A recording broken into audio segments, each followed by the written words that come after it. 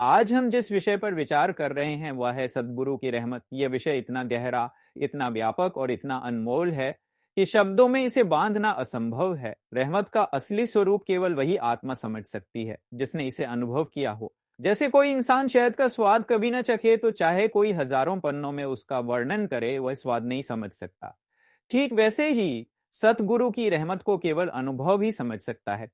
सतगुरु की रहमत वह शक्ति है जो आत्मा को अज्ञानदाते अंधकार से निकालकर सत्य के प्रकाश में ले जाती है। हम सब जानते हैं कि इंसान का जीवन इस संसार में कितनी मुश्किलों से भरा है। जन्म से लेकर मृत्यु तक हर पल संघर्ष है। कोई बीमारी से जूझ रहा है, कोई गरीबी से, कोई रिश्तों की कड़वाहट से, कोई मन की बेचैनी से। इंसान सोचता है कि शायद धन मिल जाए तो चैन मिल जाएगा, शायद इज्जत मिल जाए तो सुख मिल जाएगा, शायद परिवार और दोस्त हमेशा साथ रहें तो आनंद मिलेगा। लेकिन अनुभव यही है कि चाहे जो भी मिल जाए, आत्मा की प्यास कभी बुझती नहीं। ये प्यास केवल सतगुरु की रहमत से ही बुझ सकती है। रहमत क्या है? रहमत का मतलब है सतगुरु की कृपा, सतगुरु की नजर, सतगुरु का साथ। जैसे कोई बच्चा माँ की गोद में होता है तो निश्चिंत हो जाता है, वैसे ही आत्मा जब सतगुरु की रहमत में आती है तो उसे ऐसा विश्वास हो जाता है कि अब मैं सुरक्षित हूँ। शब्द में कहा गया है, गुरु कृपा ते पाइये नाम अमोलक रास। गुरु की कृपा के बिना आत्मा को नाम का अमोलक खजाना नहीं मिल सकता। इंसान लाख जतन कर ले, लाख साधनाएं कर ले, पर बिना सतगुरु की रहमत के आत्मा को नाम नहीं मिल सकता। और नाम ही आत्मा का असली सहारा है। सत्संग जी, ये इंसानी जीवन अपने आप में ही सतगुरु की रहमत का प्रतीक है। हम सब जानते हैं कि आत्मा ने अनगिनत योनियों में घूम घूम कर यह जन्म पाया है। कितनी बार आत्मा ने कीड़े मकोड़ों का जीवन जिया, कितनी बार पशु पक्षी बने, कितनी बार पत्थर वनस्पति के रूप में रही। अनगिनत 84 लाख योनियों से गुजरने के बाद हमें यह अमूल्य इंसानी शरीर मिला है। क्या यह हमारी मेहनत से है? नहीं, यह केवल सतगुरु की रहमत है। और यह भी देखो कि सिर्फ इंसानी जन्म मिलना ही काफी नहीं है। करोड़ों इंसानों को जन्म मिलता पर उन्हें सतगुरु नहीं मिलता। हम कितने भाग्यशाली हैं कि हमें सतगुरु का सानिध्य मिला, हमें नाम मिला। ये सबसे बड़ी रहमत है। एक साधक ने बाबा जी से प्रश्न किया, महाराज, क्या यह संभव है कि बिना आपकी रहमत के कोई साधक सच्चाई तक पहुंच सके? बाबा जी ने उत्तर दिया, बेटा, अगर रहमत न हो तो सांस भी नहीं लिया जा सकता। देखो कितना गहरा उत्तर है। इसका मतलब यह है कि हर सांस जो हम ले रहे हैं वह भी सदगुरु की रहमत से है। हमें सुमिरन करने का अवसर मिलता है, ये भी रहमत से है। हमें संगत का मौका मिलता है, ये भी रहमत से है। अब सवाल यह है कि रहमत कब बरसती है? क्या रहमत सिर्फ तब होती है जब हमारी इच्छाएं पूरी हों? क्या रहमत सिर्फ तब है जब जीवन में सब कुछ ठीक चल रहा हो? नहीं, रहमत तो हर पल है। जब हम कठिनाइयों से गुजरते हैं तब भी रहमत है। जैसे डॉक्टर कड़वी दवा देता है, जैसे सर्जन चीरफाड़ करके शरीर को ठीक करता है, वैसे ही सतगुरु कभी कभी आत्मा की भलाई के लिए कठिन परिस्थितियां भी देते हैं। लेकिन इंसान अपनी सीमित समझ से उसे दुख समझता है, जबकि असल में वह रहमत ही है। एक बहुत सुंदर दृष्टांत है। एक साधक हर रोज प्रार्थना करता था, हे प्रभु मुझ पर रहमत करो। उसकी हालत खराब थी, कभी घर में झगड़े होते, कभी बीमारी, कभी गरीबी। एक दिन उसने शिकायत करते हुए कहा, महाराज, आप पर तो मुझे विश्वास है, पर आप रहमत कब करेंगे?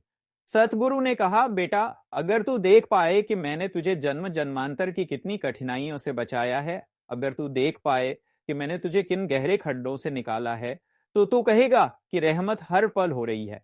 पर तू सिर्फ सामने की चीज देखता है। असली रूप यही है कि हमें नाम मिला, हमें रास्ता मिला, और हमें वह सतगुरु मिले जो हमें कभी छोड़ते नहीं। शब्द में कहा गया है, सतगुरु मिलिया ता वरभागी, हर नामे रते हर सुख पाए।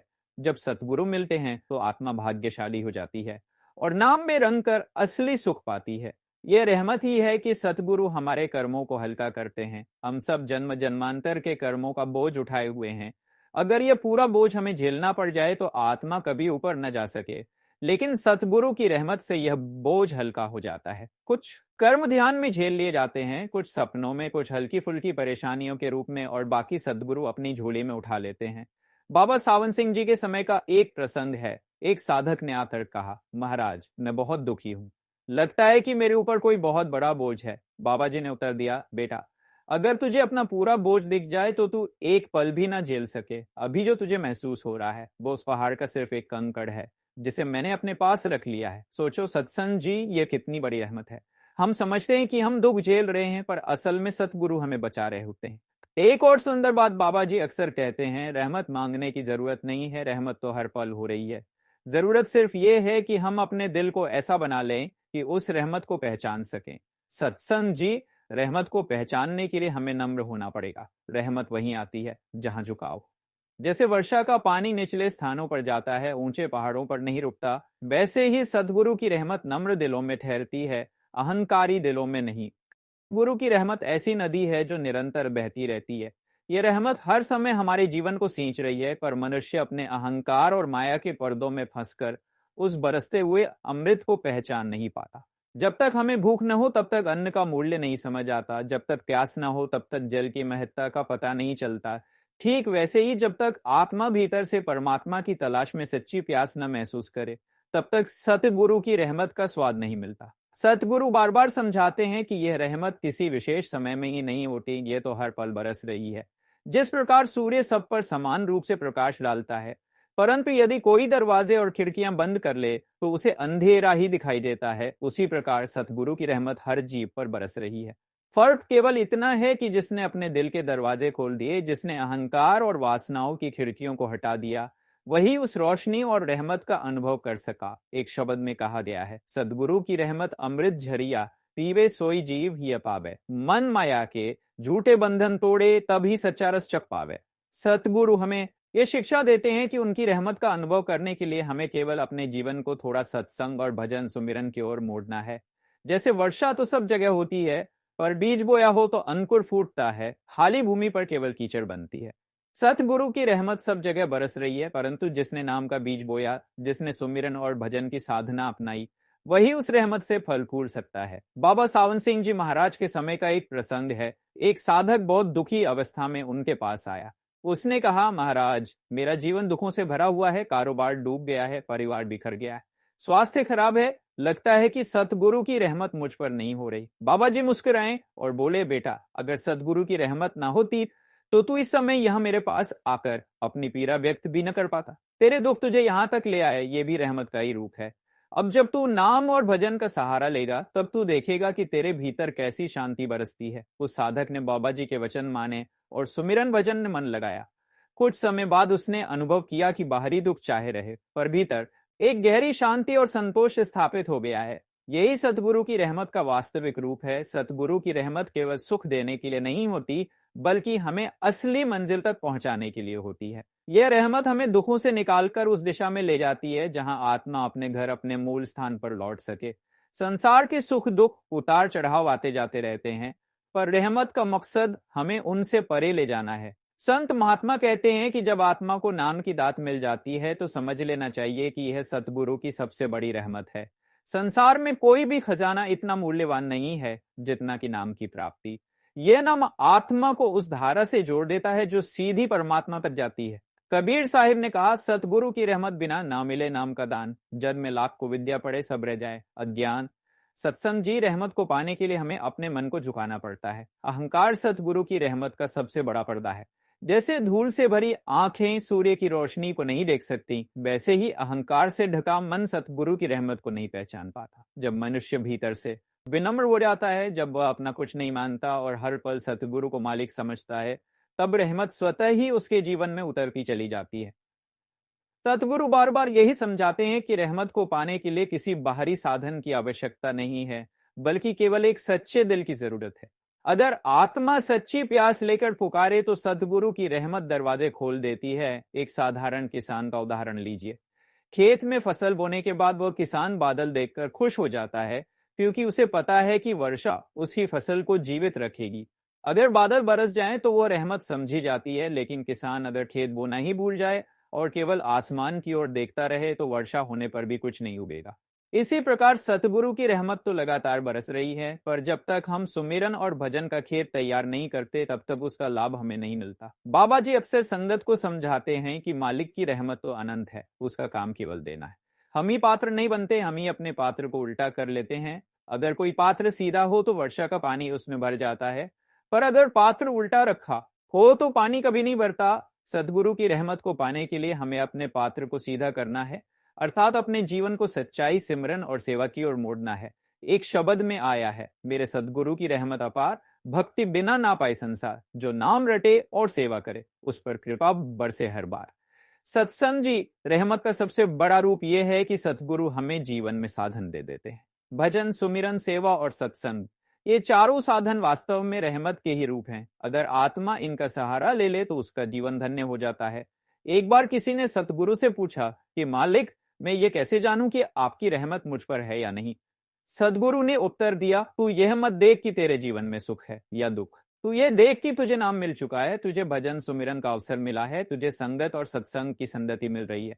अगर यह सब मिला है तो समझ ले कि रहमत तेरे सिर पर है, बाकी सब तो कर्मों का हिसाब है जो चलता रहेगा। यहाँ ये बात भी याद रखनी चाहिए कि सतगुरु की रहमत केवल संसार में ही सीमित नहीं है। इसका असली असर मृत्यु के बाद दिखाई देता है। जब आत्मा इस शरीर को छोड़ती है तब सबसे बड़ा डर और सबसे बड़ा अंधकार सामने आता है। वहां पर केवल सतगुरु की रहमत ही आत्मा का सहारा बनती है। जिसने जीवन में भजन सुमिरन किया, जिसने रहमत का मूल्य पहचाना, उसकी आत्मा को सतगुरु अपने प्रकाश से सहारा देते हैं और ऊपर की यात्रा में मार्गदर्शन करते हैं। इसीलिए कहा गया है कि सतगुरु की रहमत आत्मा का सच्चा साथी है। संसार के साथी सब यहीं छोड़ जाते हैं, पर सतगुरु की रहमत हर अवस्था में साथ रहती है। जब मनुष्य के जीवन में सतगुरु की रहमत बरसती है तो उसकी दिशा बदल जाती है। हम सब जानते हैं कि संसार का हर व्यक्ति किसी न किसी बोझ से दबा हुआ है। कोई परिवार की जिम्मेदारियों से थका हुआ है, कोई धन की लालसा में बंधा है, कोई अपने अतीत की गलतियों को ढो रहा है और कोई भविष्य के डर से घबराया हुआ है। लेकिन सतगुरु की नजर कृपा मात्र से यह सब बोझ हल्का हो जाता है। यह रहमत केवल बाहरी हालात नहीं बदलती, बल्कि अंतर में बैठी आत्मा को शक्ति देती है। यही कारण है कि सतगुरु की रहमत को समझने वाला व्यक्ति संसार के तूफानों में भी संतुलित रहता है। शब्द की वाणी में भी यही बात कही गई है, सतगुरु मिलिया रहमत धारे, मन अंधकार सब हर ले। अर्थात जब सतगुरु मिलता है और उसकी रहमत होती है तो अंतर का अंधकार दूर हो जाता है। सतगुरु की रहमत का असर इतना गहरा है कि कभी कभी हम उसे तुरंत समझ नहीं पाते। कई बार लगता है कि जीवन में परेशानियां क्यों आ रही हैं, रास्ते कठिन क्यों हो रहे हैं, पर जब समय गुजरता है तब समझ आता है कि जो रास्ता सदगुरु ने दिखाया वही हमारे लिए सबसे उत्तम था। बाबा सावन सिंह जी महाराज के समय का एक प्रसंग है। एक सेवादार को काम करते हुए चोट लग गई। संगत ने कहा कि महाराज जी, ये तो बहुत दुख की बात है, इसको तकलीफ हो गई। लेकिन बाबा जी ने फरमाया कि ये चोट सदगुरु की रहमत है, क्योंकि अगर ये ना होती तो इससे भी बड़ा नुकसान हो सकता था। संगत ये सुनकर हैरान हुई, लेकिन जिसने दिल से सोचा उसने समझ लिया कि सतगुरु की रहमत हमेशा हमारे भले में होती है, भले ही वह हमारी नजर में दुख क्यों न लगे। सतगुरु की रहमत आत्मा को अंदर खींचती है। जब हम सुमिरन करते हैं, जब हम ध्यान में बैठते हैं तो सतगुरु की रहमत से मन स्थिर होता है। कई बार बैठते ही विचारों का तूफान चलने लगता है, लेकिन सतगुरु की रहमत धीरे धीरे उन विचारों को शांत करती है और आत्मा को उस स्थान पर पहुंचाती है जहां शांति और प्रेम ही प्रेम है। इंसान अक्सर सोचता है कि सतगुरु की रहमत पाने के लिए बड़े बड़े काम करने पड़ेंगे, पर सच तो यह है कि सतगुरु केवल केवल हमारी नीयत देखता है। अगर दिल सच्चा है, अगर भीतर समर्पण है, तो छोटी सी कोशिश भी उसकी नजरों में बड़ी हो जाती है। जैसे एक बच्चा अपने पिता को एक छोटा सा फूल देकर खुश कर देता है, वैसे ही सच्चे दिल से किया गया सुमिरन सतगुरु के दरबार में स्वीकार हो जाता है। सतगुरु की रहमत का सबसे बड़ा प्रमाण यह है कि उसने हमें मनुष्य जन्म दिया। लाखों करोड़ों योनियों में भटकते हुए आत्मा को यह शरीर मिला जहां भक्ति का अवसर है। यह भी रहमत है कि हमें एक सतगुरु मिला जो हमें राह दिखा रहा है। अगर यह रहमत न होती तो आत्मा फिर से इस संसार के चक्र में फंस जाती। इसलिए हमें हर पल आभारी रहना चाहिए कि सतगुरु ने अपनी दया से हमें इस अमूल्य मौके से नवाजा है। बाबा जी अक्सर कहते हैं कि सतगुरु केवल राह दिखाता ही नहीं, बल्कि उस राह पर चलने की शक्ति भी देता है। हमारी मेहनत का फल हमारी समझ से बहुत कम होता है, लेकिन सतगुरु अपनी रहमत से उस मेहनत को कई गुना कर देता है। जैसे किसान बीज बोता है तो वह बीज छोटा सा होता है, और सतगुरु की रहमत उसे पेड़ बना देती है।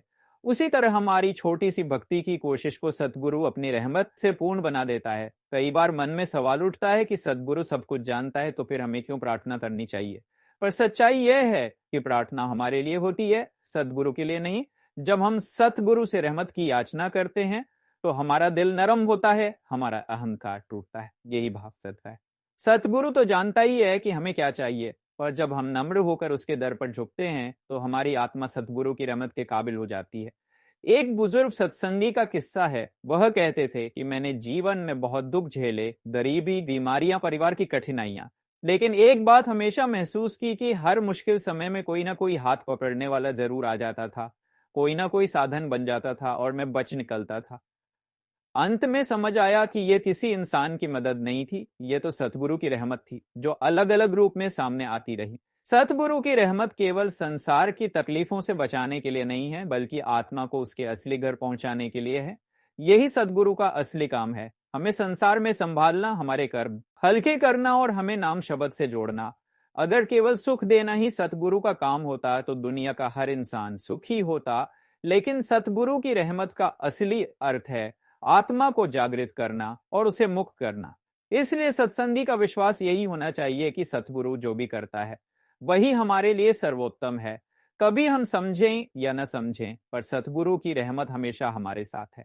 जैसे माँ अपने बच्चे को कड़वी दवा भी देती है, पर उसका उद्देश्य केवल बच्चे का भला होता है, उसी तरह सतगुरु की रहमत कभी कभी हमें कड़वी लग सकती है, पर उसका परिणाम हमेशा आत्मा के लिए अमृतमय होता है। शब्द में भी आया है, सतगुरु बिना न उड़े, रहमत बिना न पावे, नाम बिना दुख कदे न टले, भाव बिना सुख पावे। यानी कि सतगुरु की रहमत के बिना आत्मा आगे नहीं बढ़ सकती, नाम के बिना दुख कभी खत्म नहीं होते और सच्चे भाव के बिना आत्मा सुख का अनुभव नहीं कर सकती।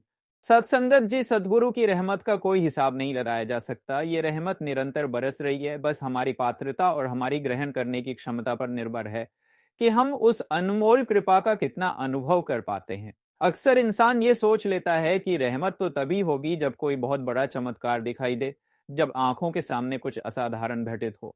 लेकिन सच्चे सतगुरु की रहमत का सबसे बड़ा चमत्कार यही है कि वह हमारी आत्मा को भीतर खींचते हैं, मन के अंधकार से निकालकर प्रभु की ज्योति में मिलाते हैं। यही असली करिश्मा है और यही सबसे अनमोल रहमत है। सदगुरु हमारी हर सांस में हमारे साथ हैं।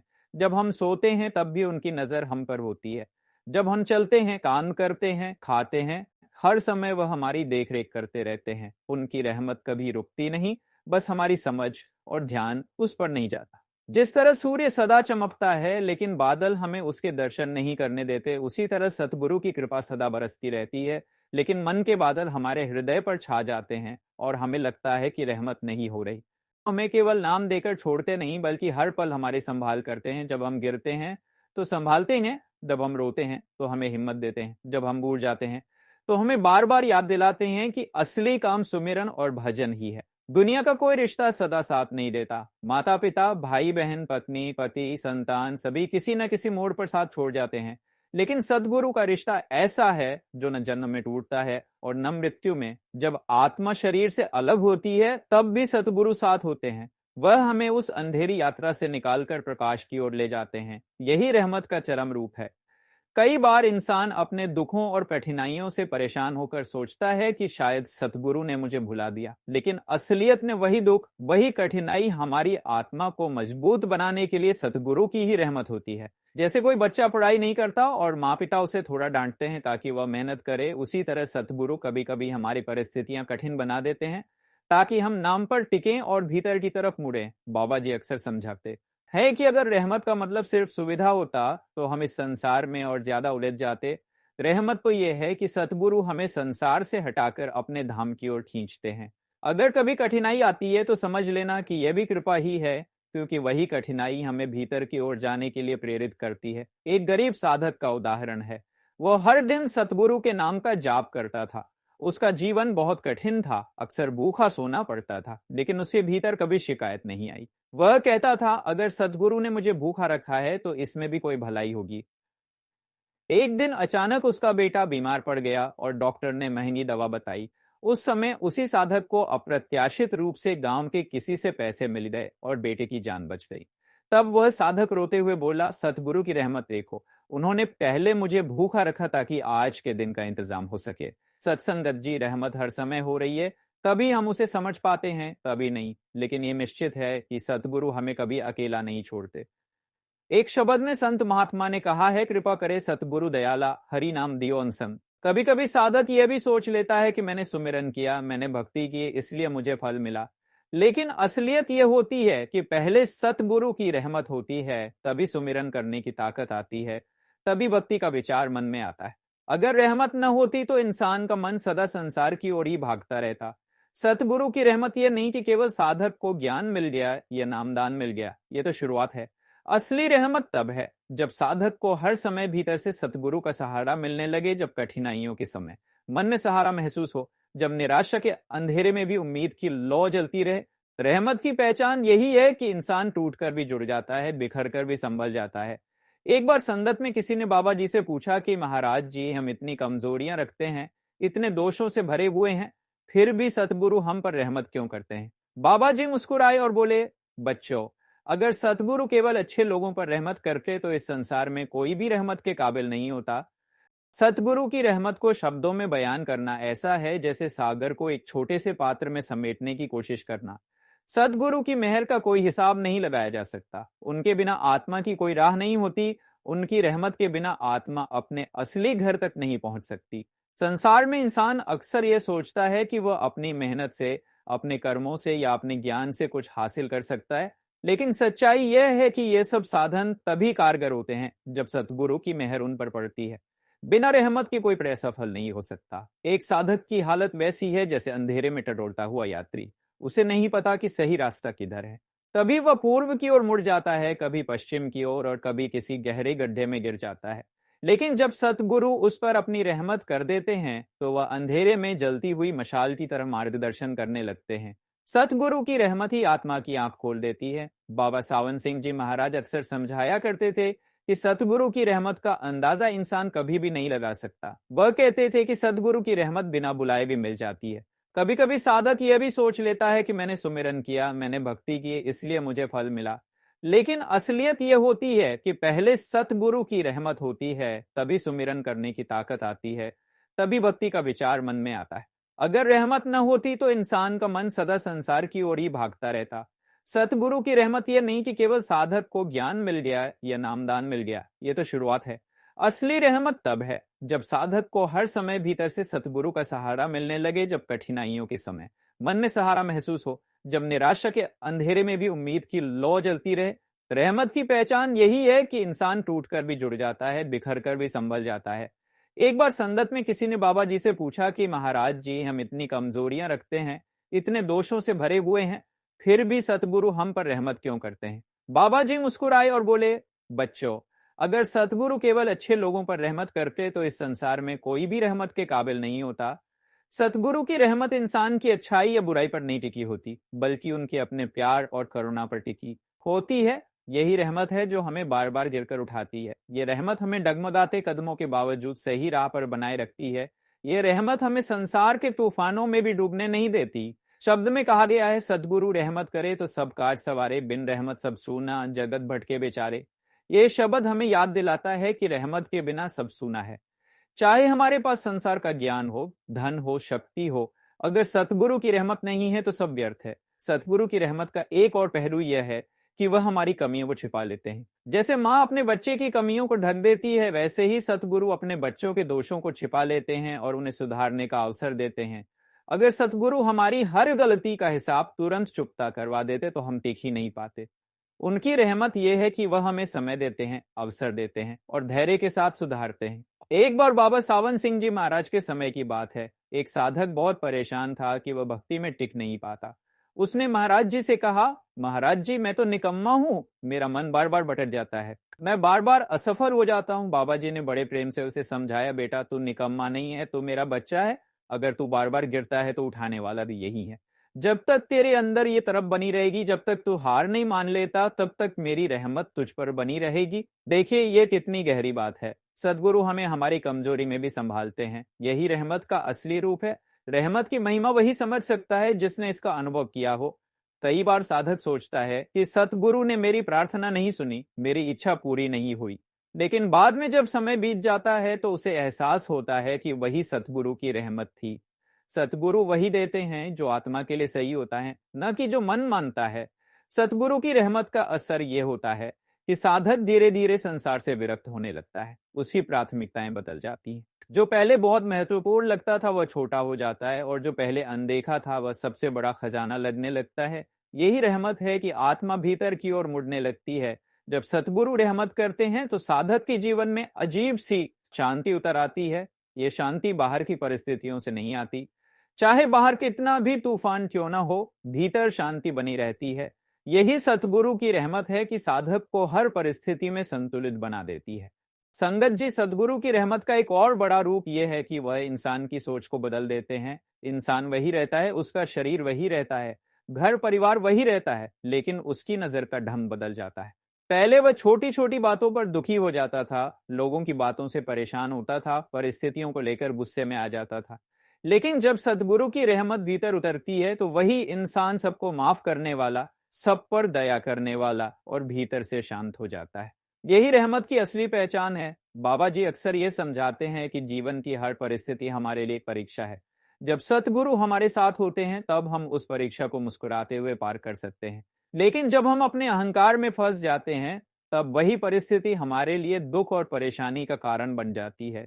इसलिए रहमत यह नहीं है कि हमें कोई समस्या ना मिले, बल्कि रहमत यह है कि हमें भीतर से ताकत मिल जाए कि हम हर समस्या का सामना सहजता से कर सकें। सतगुरु की कृपा ही वह नाव है जो हमें संसार के इस कठिन समुद्र से पार कराती है। संसार में रहना आसान नहीं है।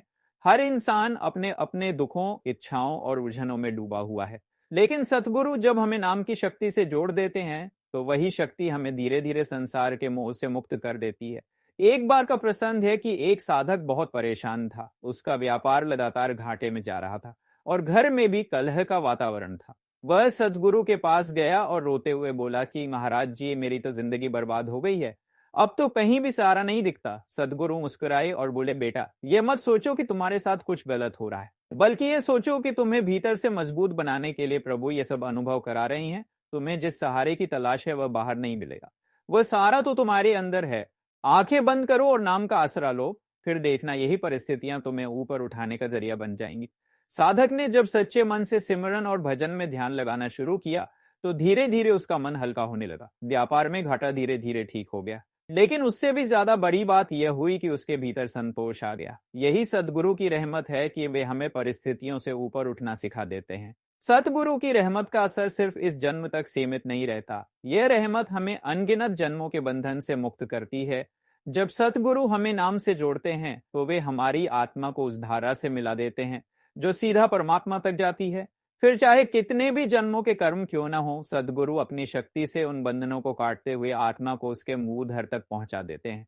शब्द गुरु बिना कौन दिखावे मार्ग, अंधे कूप परे बहुता दुर्गम। इसका मतलब है कि गुरु के बिना यह मार्ग समझ में नहीं आता। आत्मा अंधे कुएं में गिर जाती है और बाहर निकलने का कोई रास्ता नहीं दिखता। लेकिन जब सदगुरु कृपा करते हैं तो राह साफ नजर आने लगती है। आत्मा को यह विश्वास हो जाता है कि अब वह अकेली नहीं है। सतगुरु की रहमत इतनी गहरी है कि इंसान चाहकर भी उसका मोल नहीं चुका सकता। वह रहमत हमें जीवन में हर पल संबल देती है, चाहे रात अंधेरी हो, चाहे आंधी तूफान हो, चाहे दुख और बीमारी हो। लेकिन जब सतगुरु की कृपा का दीपक जल रहा होता है तो अंधेरा मिट जाता है। बाबा सावन सिंह जी एक बार समझा रहे थे कि सतगुरु की कृपा का मोल सोना चांदी या धन दौलत से नहीं चुकाया जा सकता। यह रहमत तो वही समझ सकता है जो अपने दिल से सतगुरु के चरणों में समर्पित हो जाता है। संगत जी, जब हम इस रहमत को समझ लेते हैं तब हमें यह बात भी समझ में आने लगती है कि सतगुरु को मानना सिर्फ बाहरी सत्कार या प्रणाम तक सीमित नहीं होना चाहिए। असली श्रद्धा तब है जब हम उनके उपदेशों पर अमल करें। अगर हम सिर्फ सतगुरु को मानते हैं लेकिन उनके बताए रास्ते पर नहीं चलते तो यह मानना अधूरा है। रहमत का असली लाभ तभी मिलता है जब हम नाम, सिमरन और भजन में लगें और अपने जीवन को उनके आदेशों के अनुसार ढालें।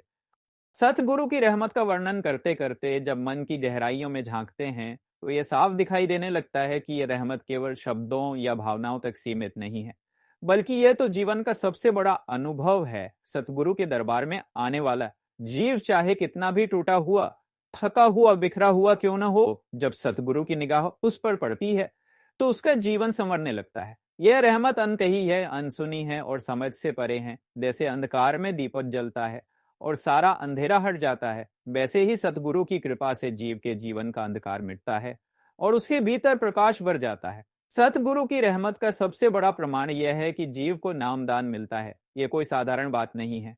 नामदान सतगुरु की ओर से परमात्मा की सबसे ऊंची सौगात है।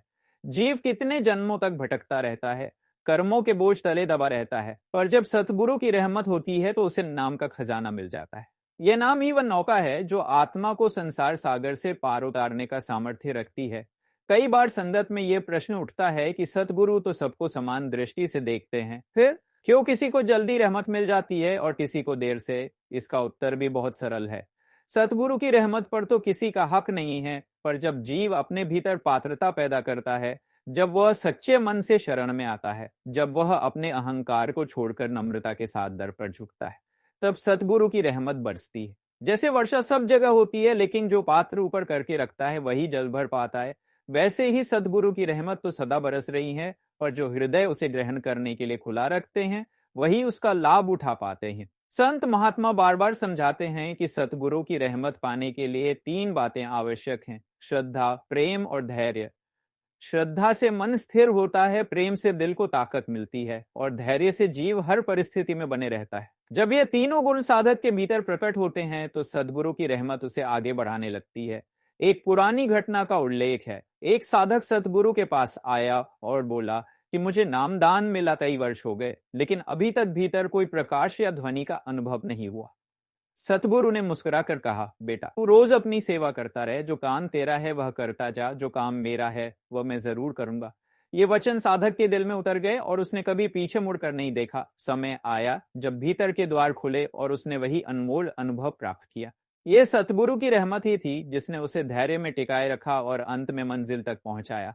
सतगुरु की रहमत केवल आत्मिक अनुभवों तक सीमित नहीं है, यह तो जीव के जीवन के हर क्षेत्र में दिखाई देती है।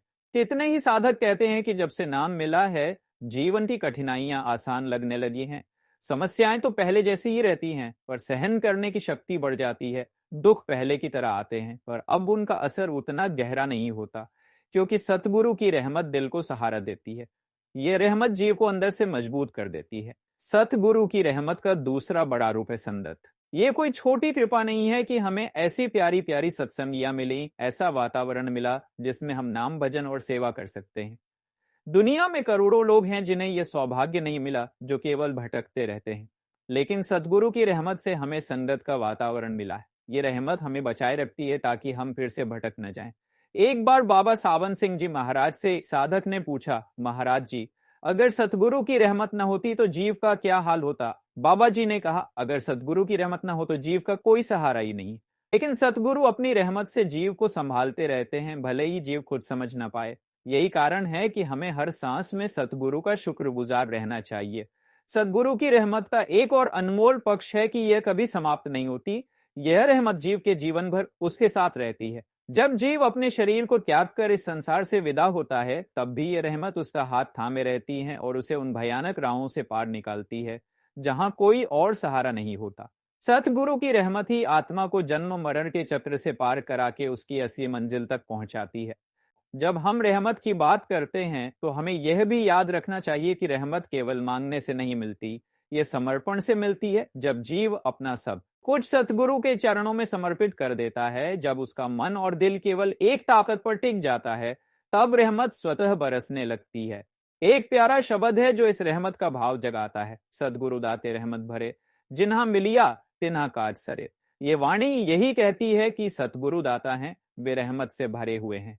जिन जीवों को उनका साथ मिला, उनके जीवन के सारे काम पूरे हो गए।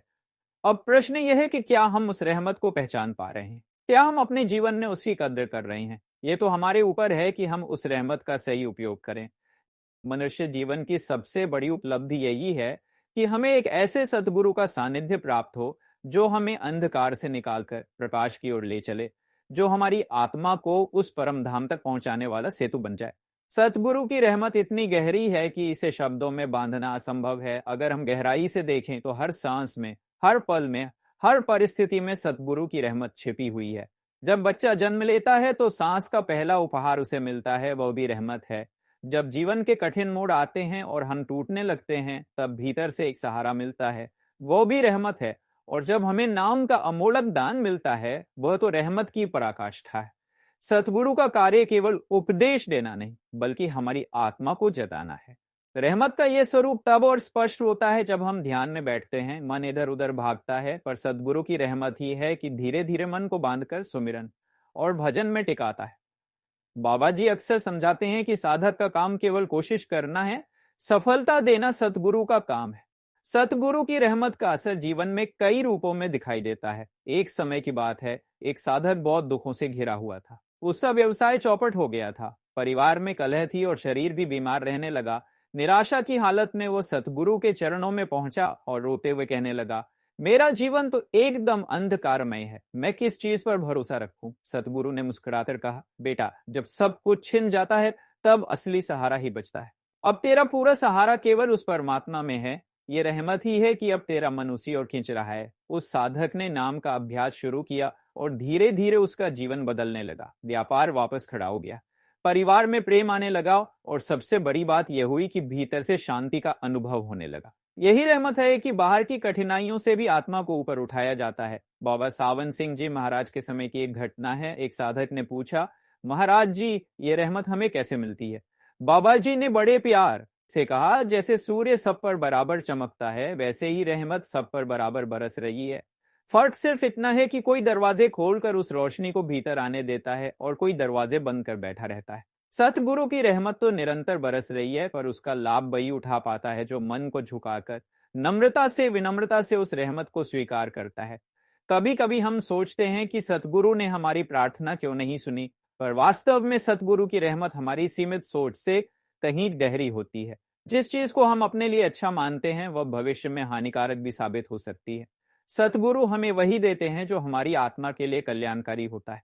यही रहमत है कि हमारी अज्ञानता में भी हमारी रक्षा होती है। एक बार बाबा जी से किसी ने पूछा, महाराज जी, हम सतगुरु की रहमत के लायक कैसे बन सकते हैं? बाबा जी ने उत्तर दिया, रहमत पाने के लिए कोई योग्य नहीं होता, रहमत खुद हमें योग्य बनाती है। ये वचन अपने आप में बहुत गहरा है। इसका अर्थ यह है कि रहमत हमारी योग्यता का परिणाम नहीं, बल्कि परम दया का उपहार है।